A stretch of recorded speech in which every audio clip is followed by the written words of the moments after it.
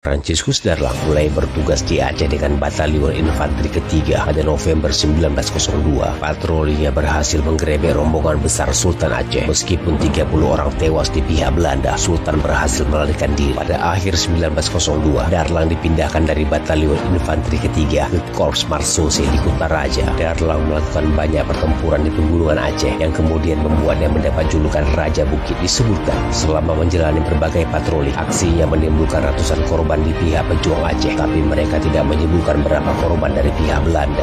Darlang segera dikirim ke Gempang dengan bantuan cuak atau mata-mata. Pejuang Sabil pun terus dilacak. Pada tahun 1917, ajal menjemput Darlang. Ia merasakan sakit di perutnya. Ketika mereka tiba di rumah sakit, para dokter memutuskan untuk segera mengoperasi. Selama operasi, ternyata banyak usus yang sudah membusuk. Para dokter memberi waktu Darlang 12 jam untuk tetap hidup sebelum ia meninggal pada 21 April 1917 di Jawa Barat.